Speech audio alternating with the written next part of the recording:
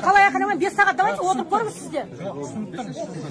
Мен құжатты бермеймін, өзім жазамын. Менің құжатым ол менің жеке мүлкім. Хорошо, жақсы. Жеке мүмкін. Қазақ тілінде, орыс тілінде мен алмаймын, жазбаймын. Беріңіз. Сіздер неге сразу орыс тілін ұсынасыздар? Бұл Қазақстан ғой. Қазақ тілінде беріңіздер сразу бланкіні.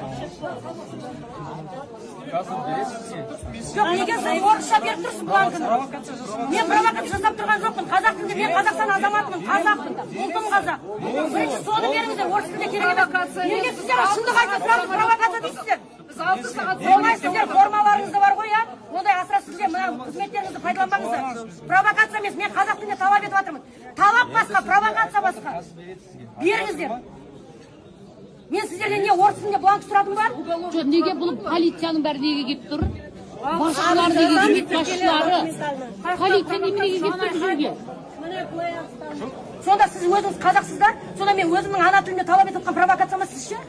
Сол сұраққа жауап беріңізші. Мен айғайлап жатқан жоқпын, мен айғайлап.